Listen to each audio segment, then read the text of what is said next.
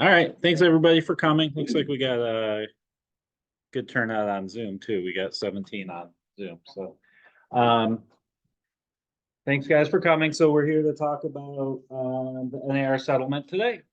Guys on Zoom, I am not good at watching the chat. So if you have questions or comments throughout, just please unmute and interrupt me, and that's fine. And for the people that are in the room, I'll try to repeat the question so that you guys can hear it on Zoom.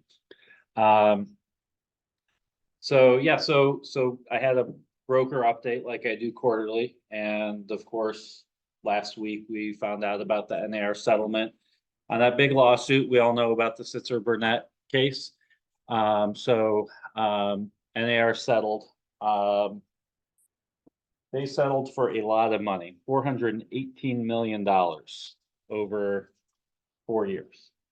And KW was one of the corporate defendants as well. So was all the, I don't know about all the big brokerages, but most of the big brokerages were also corporate defendants. So that's KW.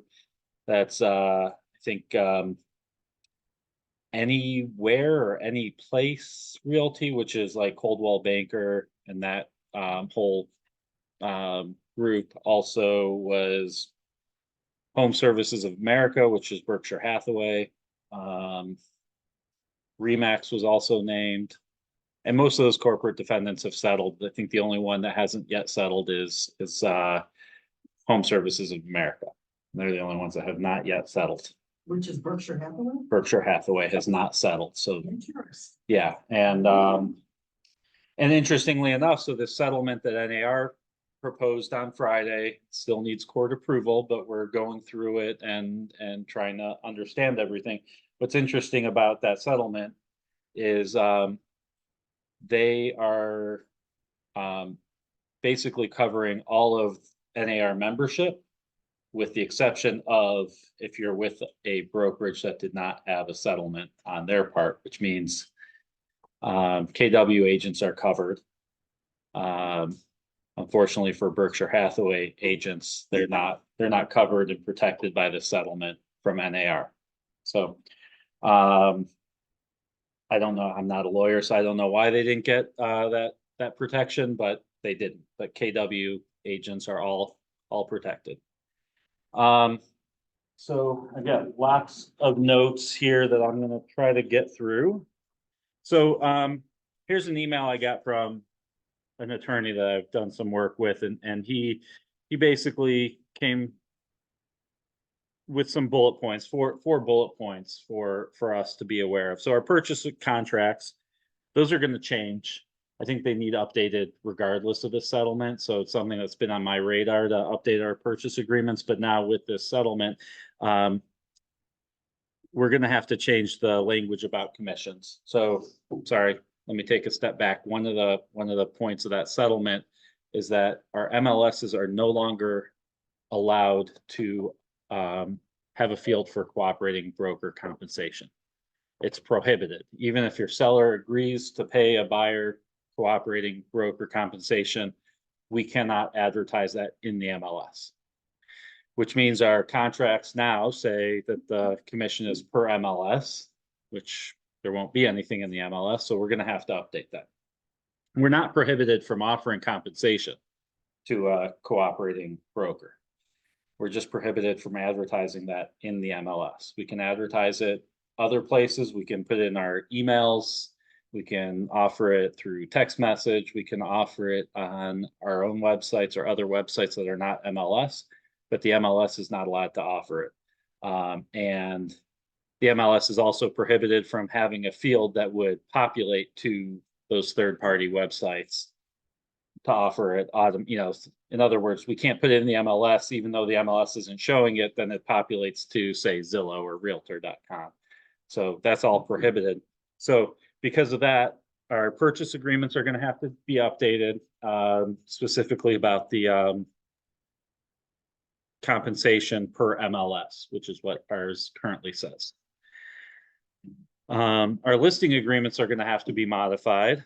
So Now they're gonna have to be modified to give the sellers a choice whether to offer cooperating compensation or not. So when we present a listing agreement, we're gonna have to ask them, do you wanna, this is my commission as your listing agent. Do you wanna offer compensation to a cooperating broker? And so it's gonna have to be separated out, and it's gonna have to be clearly and conspicuously noted that it's negotiable and it's not a requirement by law to offer any compensation to a cooperating broker. Disclosures. So all listings and buyer agency agreements will need to specify in the conspicuous language that broker compensations are not set by law and are fully negotiable. And then buyer agency agreements are going to be, we're going to be obligated to use them. Right now, we've been strongly encouraging agents to use them. And effective mid-July, assuming that it's approved by the court, it's going to be required to have a buyer agency agreement. So I also heard that it has to specify a certain commission. How do you do that without knowing what's being offered on the other side? you don't. I mean, you have to decide what you're getting paid. The question was, if we don't know because it's not being advertised in the MLS what the cooperating compensation is, how do we fill out the compensation on the buyer agency agreement? Because, by the way, that's another requirement of the buyer agency agreements, must specify the amount of compensation. It can be a dollar amount, it could be a percentage, or it can be a combination of the two. But it has to be specified. And since we're not advertising in the MLS of what the compensation is, being offered, you have to make a decision about what you're getting paid when you take on that buyer. But say you fill in, I require a 2% commission, and the cooperating broker is offering none. Mm-hmm. And your buyer wants that house. Mm-hmm. And they don't have the money Mm-hmm. to come up with 2%. Mm-hmm. Then what? So you can ask for concessions. So one of the parts of one thing that is in this agreement, in the settlement agreement, is that while we're prohibited from offering a buyer agent compensation in the MLS, we are not prohibited from offering a concession, a seller concession to the buyer. So now that could be advertised in the MLS. So right now we don't typically, I mean, maybe occasionally we might see something about closing cost credit to the buyers, but it's not very customary to put that in. I think we'll probably see that become more of a norm. So instead of offering, say we want to offer 2% buyer agent commission. Well, we can't offer 2% buyer agent commission, but we can offer a 2% concession to buyer closing costs in the MLS in the public remarks. So it's now in the public remarks, and the idea would be that's going to offset your client's needs to pay you, right? So now the other part of the settlement is that if there is an offer to compensate a buyer's agent commission, say you're offering me 3% buyer agent commission, but my buyer representation agreement says I'm working for 2%. I only get 2%.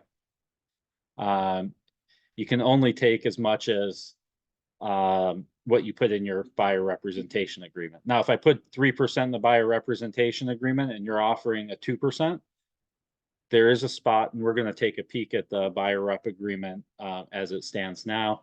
We'll look at that. There's a checkbox that says the client agrees that you can get paid from 2 different sources. So in other words, I've said I'm working for 3, you're only paying me 2, they're going to pay me 1, the difference between, and that's covered in our buyer rep agreement.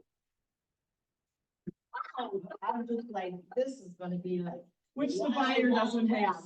I mean. What do you mean the buyer? No, the buyer's going to have that buyer rep agreement before you show them a house. But, well, what if, right, but some buyers don't have the extra 1%. Well, Right, couldn't you choose to do, a new buyer rep agreement when you write a contract on that house that's offering two? So Decided just two? the settlement agreement is going to say that, that we have to have this buyer rep agreement before we show any houses. Okay. Now, I mean, to your point though about, you know, the buyer rep agreement says three, you're only getting two from the listing side, from the listing agent. And the buyer doesn't have an extra 1% to pay you. I mean, I think that's up to you at that point if you wanna, Someone put, else. yeah, if you wanna press it, look, you've got a contract with me to pay me. That, I mean, if you can't pay me, then I'm sorry. You know, then you So- can't buy this house, Hey. or you may, you know, I've been using buyer rep agreements now for a little bit, and I write in 3%. And we're all KW, we're not allowed to talk about commissions outside of our brokerage. I think everybody here is KW. Now I put in 3% on my buyer rep agreements. You know that most of our listings in the MLS as they are now are 3.2, right? I mean, that's, so I've made a decision that I'm writing in 3, but if I'm getting a 3.2, I'm not gonna chase them down for an extra $1,000. It's just that was my business decision. So, So, hey, Rick, this is Ron Dugas. So you can waive that if there's a difference, correct, is what you're saying? yeah, you can waive it. If there's a Okay. difference, you can absolutely waive that difference if that's a, you know, business decision that you guys have made. Can you roll it into the mortgage or What do you the show? closing Chat costs? question? I don't see a chat question. Oh, can we offer the commission in showing time instructions? There's a question in the chat if we can offer a commission in showing time instructions. I believe so. I think between now and July, mid-July, when this all gets approved, we're gonna get more direction on that. But we are allowed to offer compensation through other websites. That's weird. Yeah. Hey Rick, this is Felice. I have a quick question. Yep. Do you recommend for like maybe the lower end clients doing like a flat fee?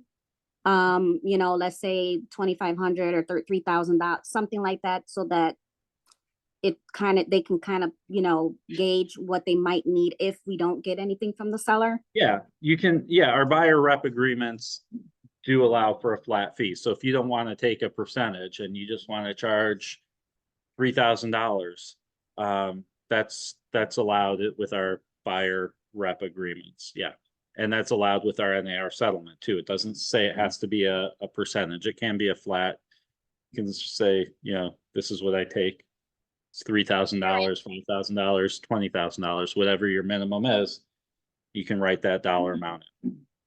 Is Can the I brokerage ask like- a question, Rick? Minimum, like, you know, like not to go below. Yes, we can do a minimum. The question in the room was if we can charge a minimum commission, and the answer is yes. Can you? Will you mandate? Oh, So like if I just said. Oh, do we mandate? Well, As- the person say, like, well, well, so, we may, I don't know. Right now, there is a minimum commission in our independent contractor agreement. I assume that we're probably going to have to update our independent contractor agreement to kind of jive with all this settlement too. But currently we do have a minimum commission right now, which is we're not allowed to take less than 1% of any individual transaction.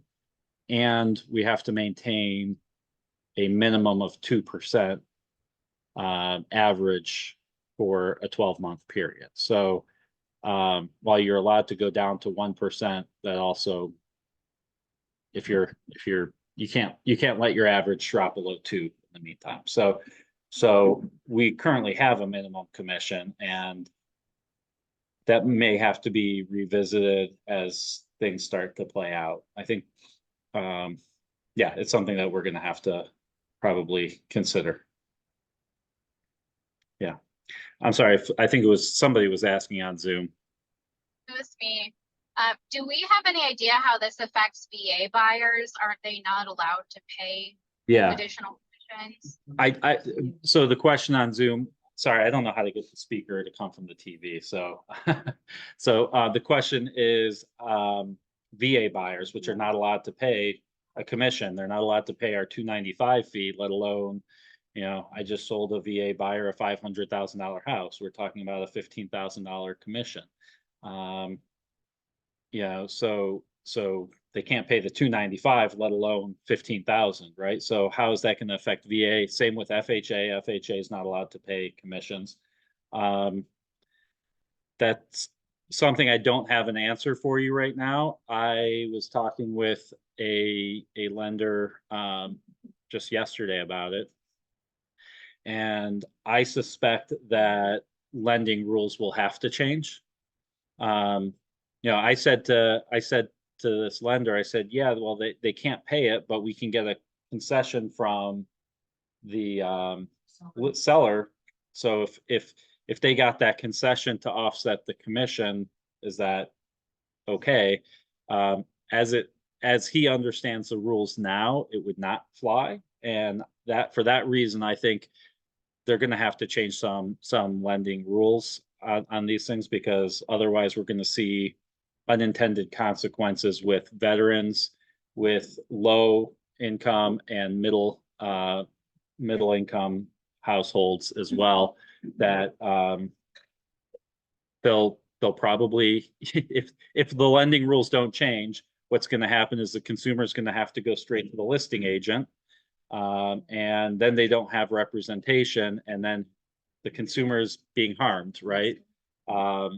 So I suspect that that's an unintended consequence of this lawsuit that I think will have to be worked out, but I can't tell you exactly if or when it will or how it would get worked out, but I suspect that something will change with VA, FHA, Fannie and Freddie guidelines. I think we'll all get adjusted. Yeah. So if I have a listing of a buyer, I've agreed to a 3% commission like you did. Uh-huh. Sell a house, there's no knowledge of what the seller is compensating the buyer, if at all. Let's say the seller agrees to compensate or selling agent 2%. And my buyer agreement says my buyer is paying me 3%. Do either one of them know they're not on the Alta? So I could potentially get paid 3 and 2? No, I no, can you cannot get paid. by both parties? You can get paid by both parties, but if your buyer's agreement says 3%, you cannot take more than 3% From the buyer. from period. Overall. You cannot take more than 3%. If your buyer agreement says 3%, you cannot take more than 3%. So if the buyer agreement says 3% and I'm offering you 2%, then you can go back to your buyer and say, you need to make up the difference of that 1%. That's kosher. But if it's flip-flopped, my buyer agreement says 2% and you're offering me 3%, I am prohibited from taking 3%. I can only take what's in that buyer agreement. You can take it from both sides. Yeah. You can take from both sides, but not to push you over what your buyer agreement says. Can you amend your buyer's agreement? Good try though. Yeah, that's a good point. Like before you show a house, couldn't you call and say like, hey, here's what you're offering, and then write a new agreement specifically for that property? You can you amend the one you have? That's something I don't have an answer to. Can we amend if we've already agreed to 2% and the sellers are offering me 3%? Can we go back and amend it with our clients, with our buyer? I don't know the answer to that. Now, right. Yeah. I mean, what if the buyer's here? If they're paying you 3% and the seller is paying 2%. Well, why would the buyer care? Because maybe they can get it for that much less then. I mean, maybe if you're working for 2% and they're offering you 3%, then maybe that 1% should be the buyer's 1%. The consumer, whether it's the buyer or the seller. but it's going back to a consumer, not to the agent. Oh, boy, the lawyer's gonna have a field day with all of this. Yeah. Now, the other piece to compensation though, is there is no, nothing in the settlement says that we can't negotiate commissions. So when we write an offer, if I know my buyer agreement says 3% and they're not offering, or they're only offering 1 or 2%, it's negotiable. So I can, in our purchase agreement, now if that buyer doesn't have the 1% difference to give you to make up what they owe you on your buyer agreement, we can write that straight into the purchase agreement, because we're not prohibited from getting compensation, and we're not prohibited from negotiating it. We're only prohibited from advertising it in the MLS. So so we can write it in that contract that our offer is contingent on the buyer's agent receiving 3%. It's negotiable. The seller might come back and say, no, we're only going to give you 2%. It's just another term for us to negotiate in a purchase agreement. Okay. When you add it into the cost of the house, it makes the same as it is now. They're paying their commission. Yeah, I think the idea that these lawyers had, the class action attorneys had by bringing this was, hey, these sellers are losing money. They should be getting that, call it 3% difference. They should be netting 3% more. What I don't think anybody's thought through,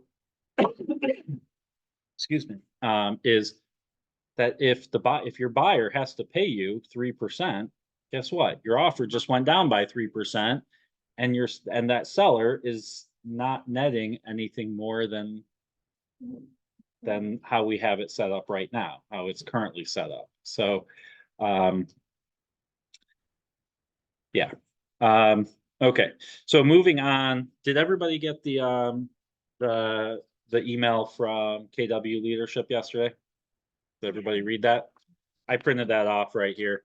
So I've just highlighted some key points. And some of it's the same as what I just talked about from the attorney's email, but it talks about buyer rep agreements, and it says agents must disclose the amount or rate of compensation they will receive, and how this amount will be determined. So whether that's a flat fee or a percentage, I think.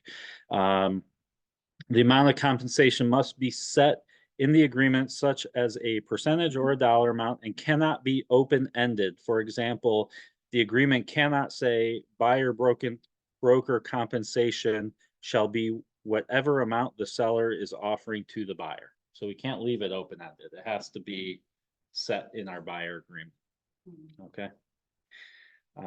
So to your point, that who's getting that difference of potentially 1% in the example we were talking about, it can't be open-ended like that.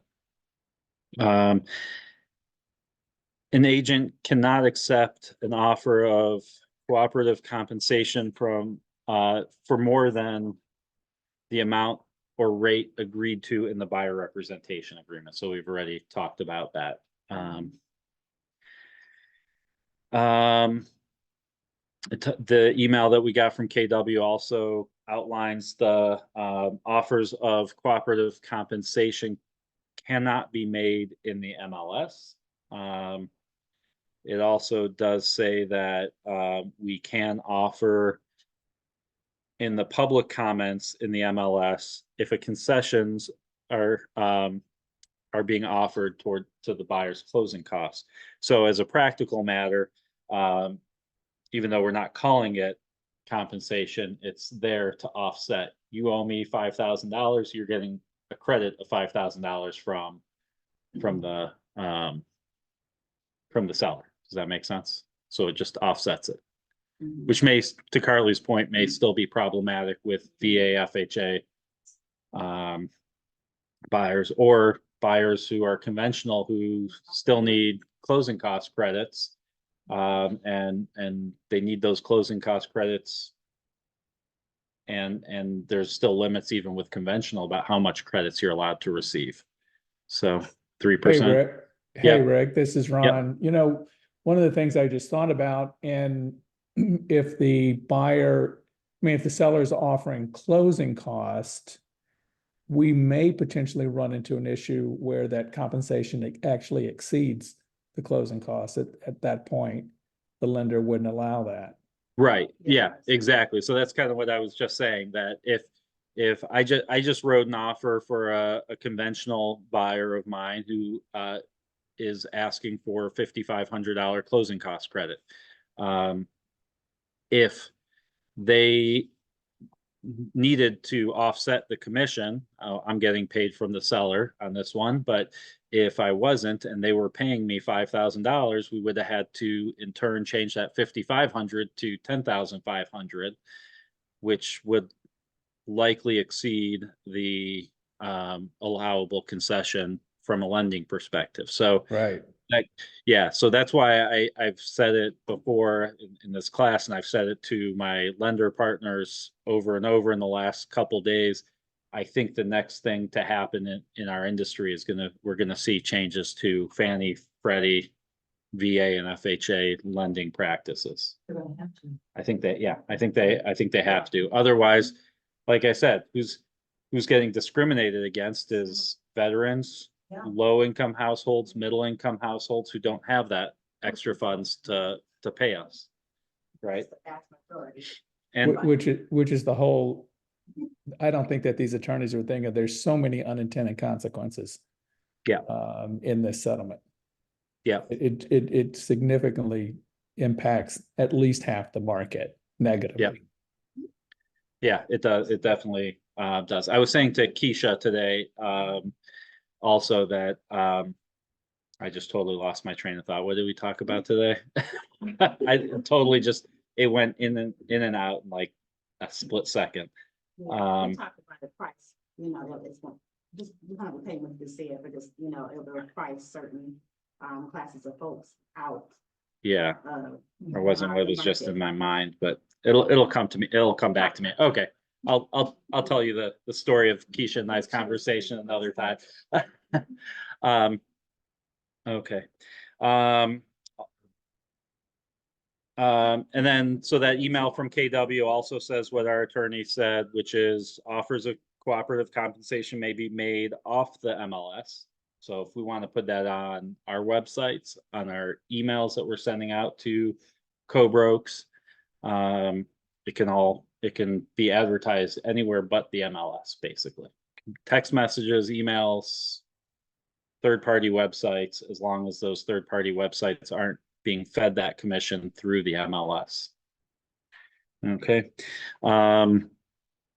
This talks more about same stuff that I spoke about before from the attorney about disclosing to a seller. So the big thing also is going to be on these listing appointments, making sure that the sellers are fully aware that this is negotiable and there's nothing set by law. So that's going to be language that's going to be added to our listing agreements and our buyer agreements too. So part of this was that the consumers didn't know that this was negotiable, which to me just I don't understand. And maybe that's because we've all been in this business for a while and know how it is. But if I went on a listing appointment and I told somebody that my listing commission's 12%, I think they'd tell me to get out, right? I mean, it's negotiable. They're going to say, I'm not paying you 12, I'll pay you 4 or 5.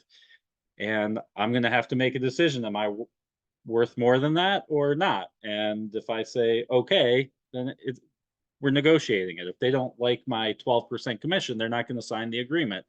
If I don't like their 4% commission, I'm not going to sign the listing agreement with them. So it's all negotiable. But I think, so that part I just don't understand from the settlement, but that's going to be some new language that's going to be in all of our agreements. The listing and the buyer rep agreements is about that nothing is set out by law and it's fully negotiable. I'm going to send this document out to everybody on email later today. This is NAR's FAQ on on the settlement. So it actually covers a lot, and I only highlighted a few points because I want to spend some time today looking at our buyer rep agreement. But one of the questions, why did NAR enter into the settlement agreement? And it was to secure a release of liability for as many of our member associations and MLSs as we could, and to preserve the choice consumers have regarding real estate services and compensation. So number two is, what are the key terms of the agreement? We've talked about that a lot already. Compensation offer moved off of the MLS, written agreements for MLS participants acting for buyers, settlement payment of $418 million, which they said our dues will not be going up because of it. Not this, well, yeah, I think they said, yeah, they said not this year. It's a 4-year payment. So yes. Yeah. Right now, to be a member of MLS now, we're required to be a member of a local board, which can't be a member of the local board without being part of Ohio and NAR. So, Who sold us that? Who sold us that one? I don't know. I don't know if I would say that. I think they did what they needed to do right now in this circumstance to protect us. The brokerages and the individual agents were all individually protected by the settlement as well. I'm curious what Warren Buffett did and stuff. I don't know. This is- No, do you think that Warren Buffett's involved in the day-to-day operation Well, of? I mean, it's a pretty big company. I Yeah. wonder why they didn't sell. I don't know, but they're not covered by this settlement agreement either. The NAR settled. They're the only ones, to my understanding, that are not covered by this NAR agreement. Every single member, except for Berkshire Hathaway agents, are covered by NAR settlement. What's that? This is open case of this, that's probably why they don't cover it. Yeah. NAR continues to deny any wrongdoing. Other highlighted points on here that I took is it possible to offer compensation to be conveyed through other channels than the MLS? They said yes. We've already talked about that. Is there will this prohibition save money for the sellers? And NAR's answer is kind of what we were already talking about. I mean, they said nothing in NAR's policy, including the MLS model rule, has increased costs to buyers or sellers. So, you know, I mean, that's kind of what we said. Like, if your buyer's paying you $5,000, your offer is going down by $5,000. It's not more money in the seller's pocket. So, how does the settlement affect MLSs? We've talked about that. How does the settlement affect home sellers and home buyers? This settlement would preserve the choice consumers have regarding real estate services and compensation. It says offers could, well, again, about MLS cooperation offers are prohibited. What should listing brokers advise their clients about this prohibition of offer of compensation on an MLS? We need to communicate to them that it's no longer an option to have it offered in the MLS. The change will not prevent offers of cooperative compensation off of the MLS and will not prevent sellers from offering buyer concessions. Compensation will continue to be negotiable and should always be negotiated between the agent and the consumer that they serve. So this will go out to everybody via email. There's a lot more to the FAQ. I just highlighted some key points. Okay. Let me see, screen share. Okay, hopefully everybody sees my screen.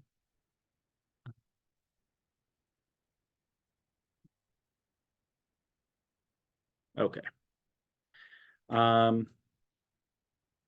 this document here is our buyer rep agreement. If you aren't aware, a few months ago, we changed from our KW Living buyer rep agreement to the Ohio Realtors buyer rep agreement.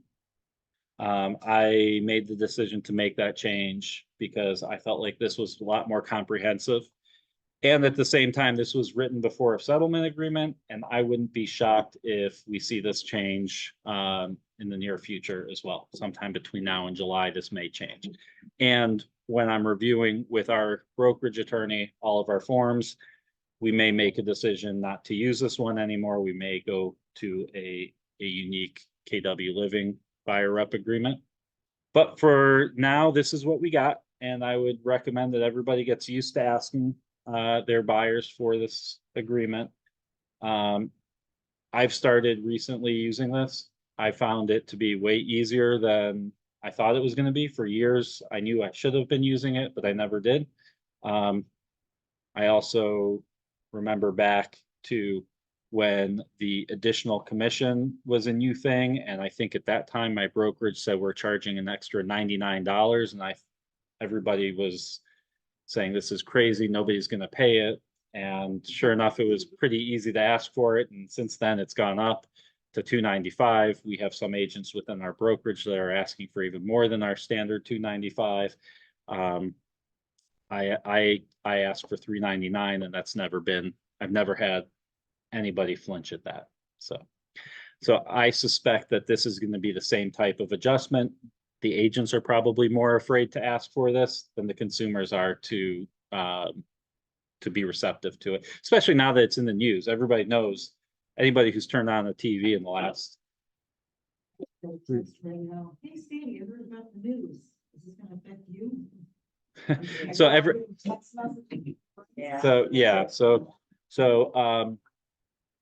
I think that most consumers have heard on the news about these changes, and I think that they're going to be more receptive. And that's been my experience since I've started using it recently, that they're more receptive than I anticipated them. So basically this just outlines what's your responsibility to the client, to the buyer, and what's their responsibility to you. When you fill this out, you're going to fill in your name here. It's saying this is an exclusive right to represent agreement entered between your name and the license and its licensed salesperson, the brokerage, and its agents respectively. So you can say your name, and I would fill this in, say Keller Williams Living.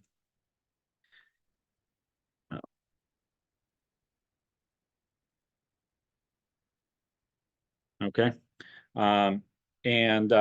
The purpose of this agreement, you're going to spell out what it is that they're looking for. I have one right now with a buyer who said, this is the house I'm buying, and we need you to work with us only on this house. And so that's what I put in on lines 6 and 7 was the address of the house, and it's only good for that one particular home.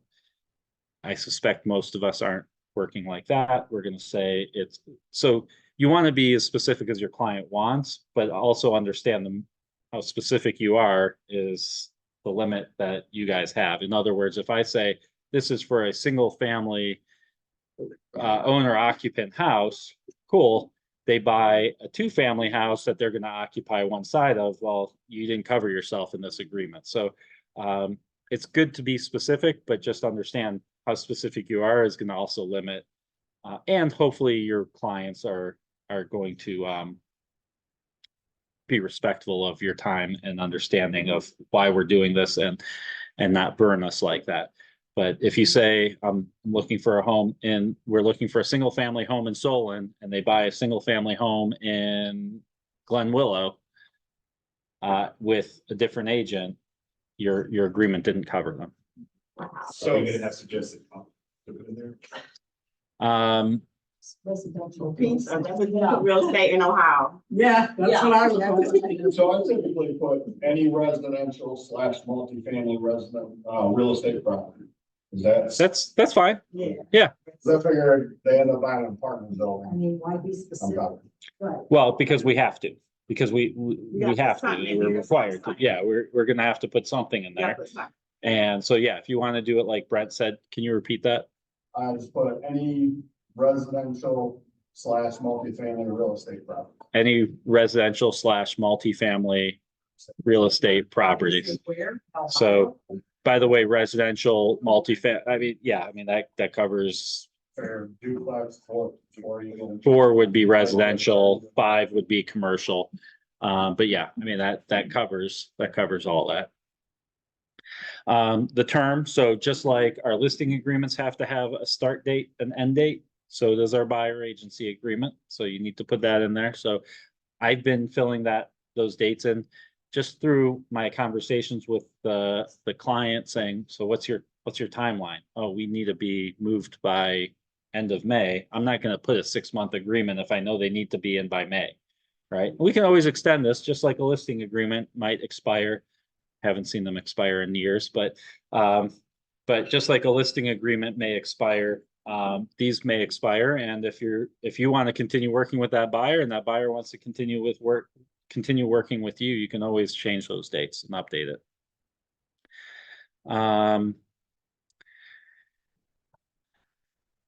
The duties of the agent is all listed in here, and that is our fiduciary duties.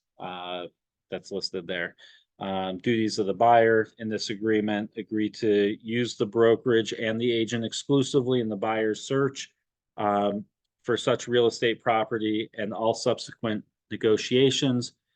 For its purchase or acquisition, buyer agrees to cooperate, including promptly providing agent with any pertinent information. And it goes on and on. I'm not going to read the whole thing, but you guys can read it on your own time. But it's basically saying, look, you guys are working exclusively with me.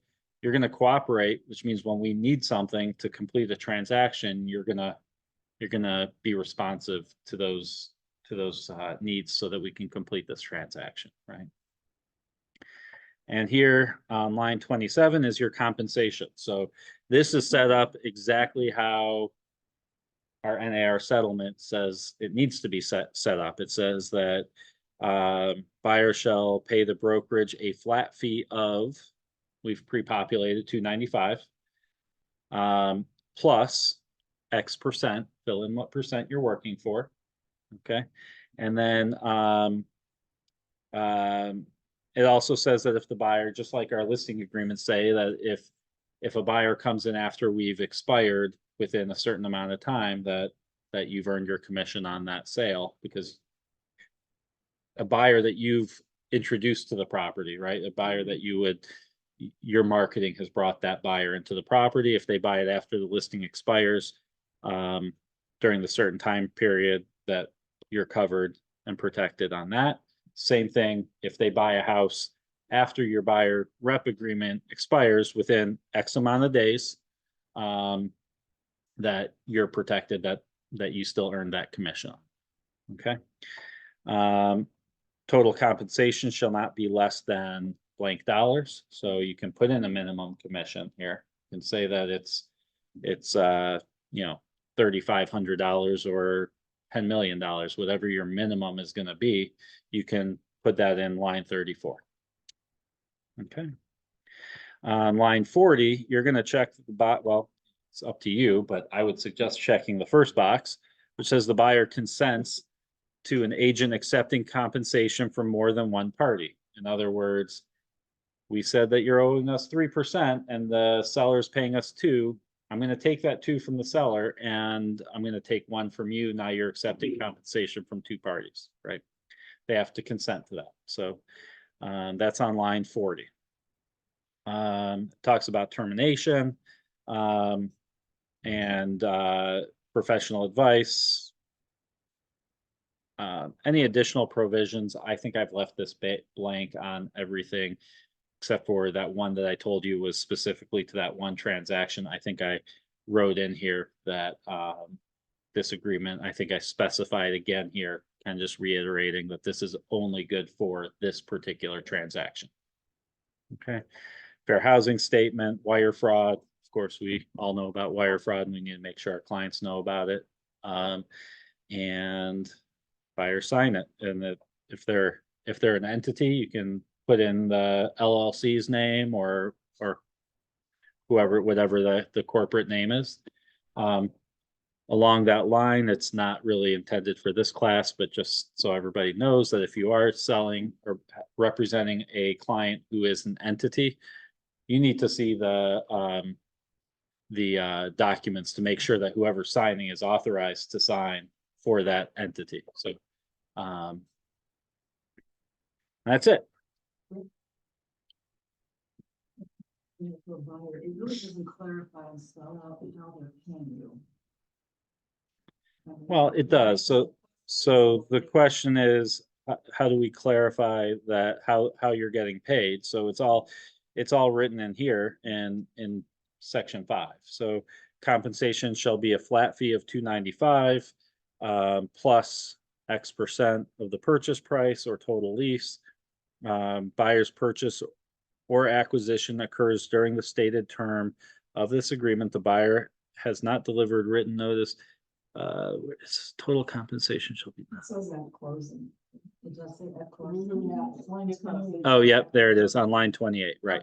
So, yeah, it's paid at closing of the transaction.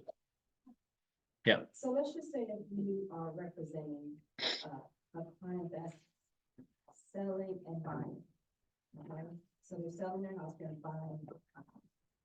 Could you negotiate the commission for both transactions under the sell side and not try to get compensation for the buy side? You understand what I'm saying? I know exactly what you're saying. You're saying, I'm gonna, essentially, what you're saying, I'm being overcompensated for selling your house and I'm working for free on the buy side. Is that kind of what you're saying? 6% for selling it and then on the buy side. Considering they're gonna sell at the same time. Yeah, as long as they do both transactions, you should be fine. But what happens if they end up buying and then your listing expires?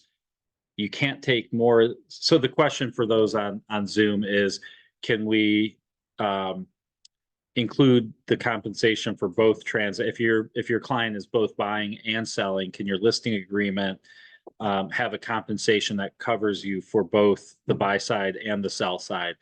And I think that would probably be, I think that's problematic. So I think what you're saying is, I'm going to charge you 6% to sell your house, and I'm going to charge you 0 to buy a house.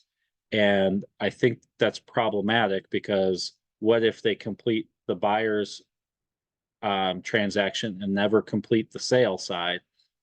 And you're not allowed to accept more than what your buyer agency agreement says that so you've written in 0.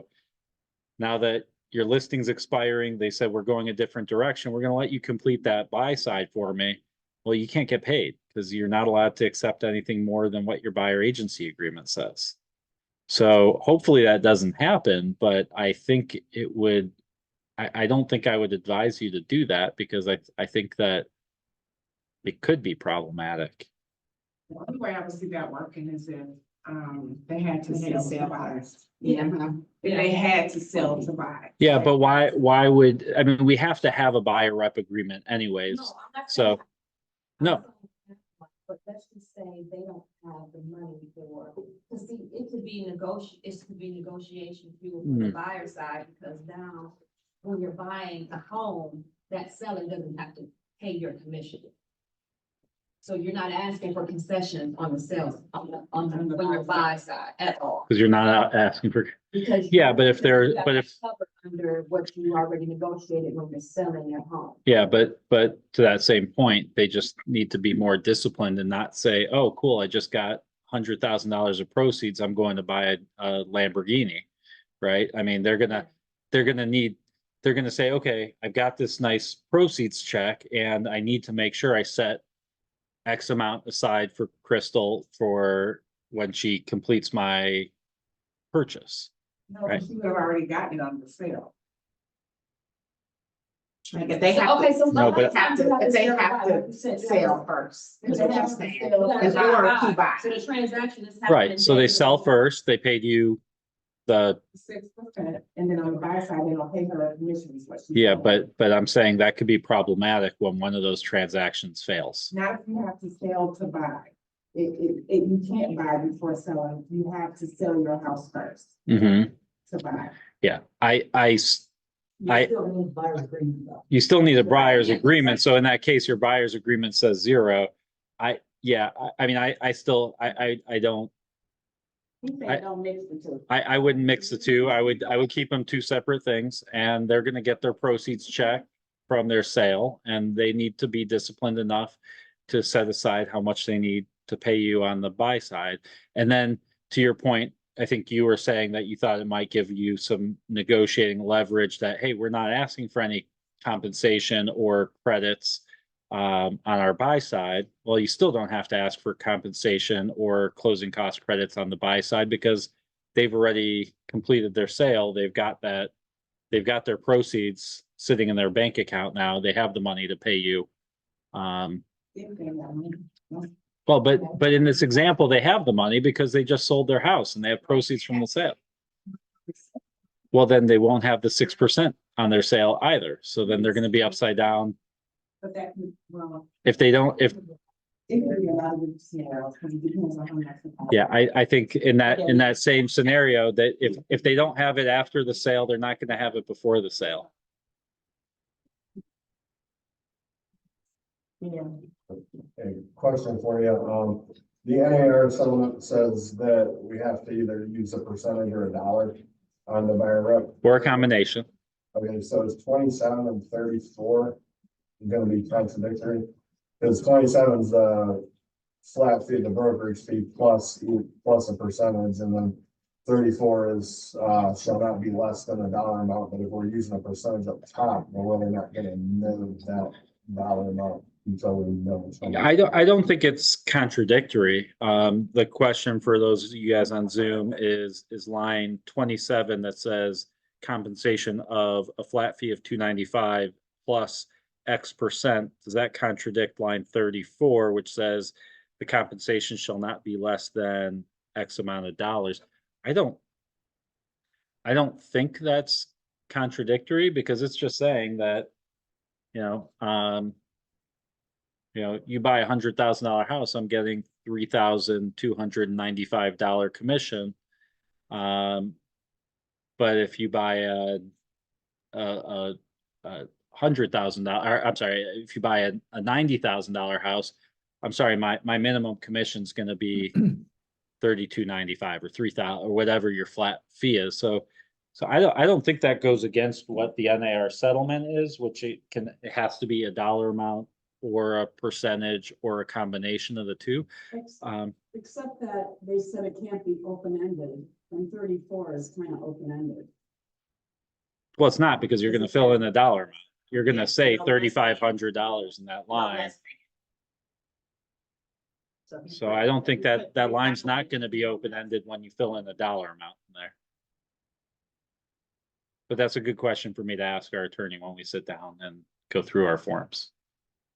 And like I said, I have a strong suspicion that this form from Ohio Realtors is going to be updated. I mean, when I was in Columbus in October, this was long before that settlement had been reached. And I think, if I'm not mistaken, I think we were having that meeting a day or two after the verdict came out on the Sitzer Burnett case. So we knew that we didn't win, but we didn't have any details or judgments or anything like that, or settlement certainly wasn't on the table at that point. And that was one of the conversations we were having at Ohio Realtors was, will this document, and also we don't use it, but we've all seen the Ohio purchase agreement, the Ohio Realtors purchase agreement, which I think that will probably have to be updated too. And I think the attorneys at OR were vague, but I think they acknowledged that things, I mean, regardless of this, I mean, we've been using these forms for a year, and as you start using forms, you notice some things that are problematic. So whether there was a settlement or not, I think those forms were probably going to get updated. And I think now with this settlement, we'll see updates to this form. And yeah, I'll be sitting down with Cindy Lammert and going through our buyer's rep agreement, our listing agreement, our purchase agreements, and And we'll be reviewing those. And on that same note, if there's anything unrelated to the settlement that you guys have questions about within those contracts or any addendums, because I'm gonna be having a big meeting with Cindy, this is a good time for me to take a list of other things. Yeah.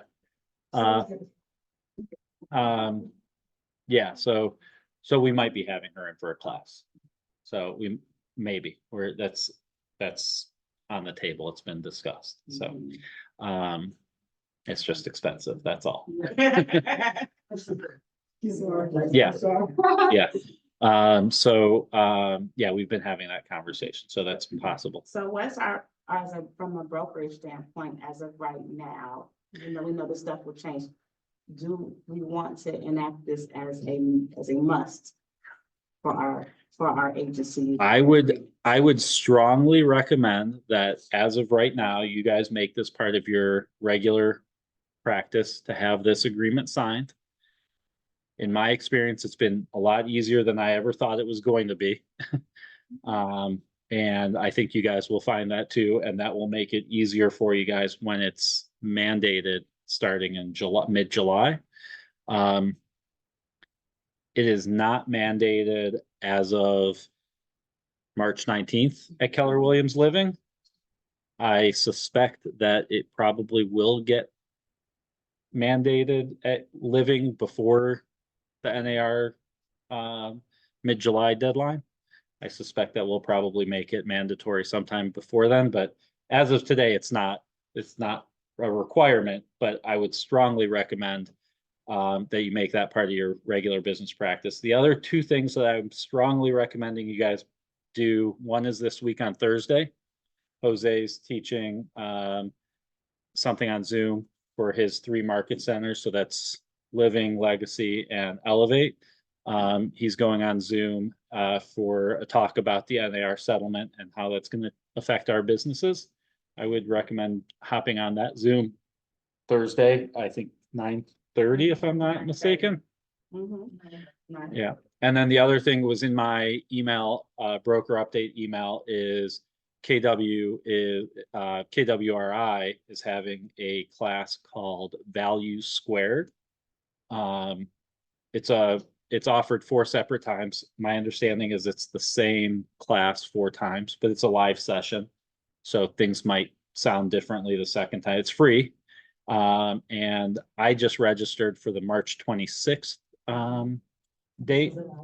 It's a 4-hour session, so it's gonna bring a large cup of coffee, I think. But I think it's gonna be something worthwhile. And that focus on that class is how do we express our value to our clients. Actually, I put the link in the description in the chat. oh, thank you. So the link is in the description in the chat for you guys. And I think what KW said, one of these. Everybody knows who's taking that class already. Yeah, it's been offered on March 7th. So we missed the first one already. I suspect that now that March 7th one came out, they held that session after the KW settlement, before NAR settlement. I wasn't on that March 7th one, but I would suspect that maybe some of the talking points are different on the March 26th one. It says, as a next step, we recommend you register for the Value Squared free training. Value Squared is a top to bottom course that covers how you can build trust by helping your clients understand the value you bring to the table, including what you charge for, how you get paid, and what cooperative compensation is all about. So I registered for March 26th. There's going to be a few other sessions. If you can't make it the 26th, there's 2 more after that. No, it's a Zoom. It's being led by Gary Keller, Jay Papazan, and Jason Abrams are the 3 that teach that class. So it's all online. Cool. Any other questions, guys? All right. Yeah, I saw his email too, yeah. Yes, I know. I don't know, it's all unsettling right now, the whole thing, but it's. It's gonna be a lot of change, but we've had change in the past. Was anybody an agent in the 90s, 80s? You were?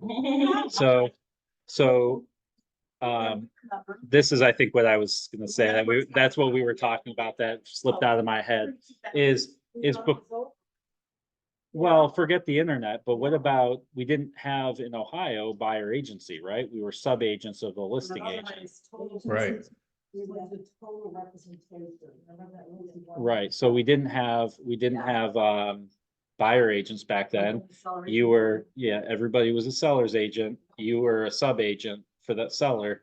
And you know, and when buyer agency came in, I wasn't licensed at the time, but I imagine that it was a big shakeup and people were probably wondering how they're gonna get paid and how they're gonna express their value. And here we are 30 years later, right?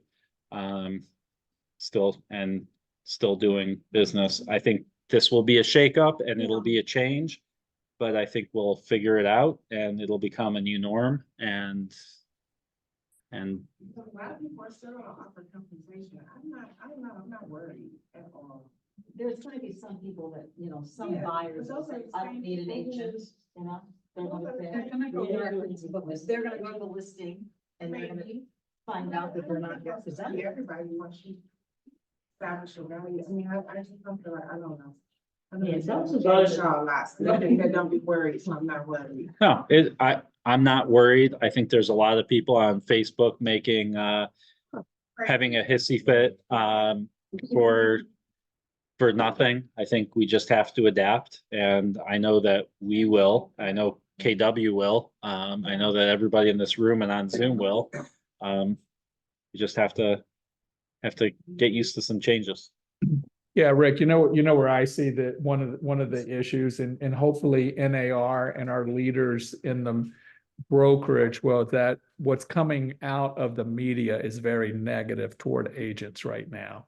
So What's hopefully, coming out in the media is very negative towards agents and very inaccurate. I mean, I was yes, watching Today's exactly. Show yesterday, and they were saying, I mean, they made a couple statements where I just cringed and said, I mean, people believe it, right? Right. I mean, That's they said on the Today Show yesterday that, well, right now, 6% is the standard commission, and I cringed and said, since when is it 6%? I've never heard anybody say a standard, and frankly, I don't think most agents in our area are charging a flat 6. I think they're charging some sort of some sort of scale of commission. And then they said, and right now that 6% is non-negotiable. And so after this change, it'll be negotiable and it should only be 3%. Well, first of Right. all, if we all said we're only charging 3%, guess what? That's an antitrust violation because we're all setting our commissions, whether it's 3 or 6 or whatever. That's a antitrust law violation. We've never set a standard of 6, and we're not going to set a standard of 3. And the fact that they said on the Today Show that it's non-negotiable right now at 6%. I mean, I just lost the listing because somebody else offered 4% on the listing, and they asked me if I would drop it to 4%, and it was a negotiation. They said they want 4, and I said no, and I gave them a counter offer of what I thought was still within the realm of fair to me as an agent, and they said no, and guess what? I didn't get the listing. Somebody else Right. did. I mean, it's negotiable. It was negotiable 3 weeks ago and lost that listing, and it's negotiable today, and it's going to be negotiable after middle of July when the changes come into play. So, yeah. All right. If there's nothing else, I'm going to wrap it up, and I hope to see you guys on Thursday.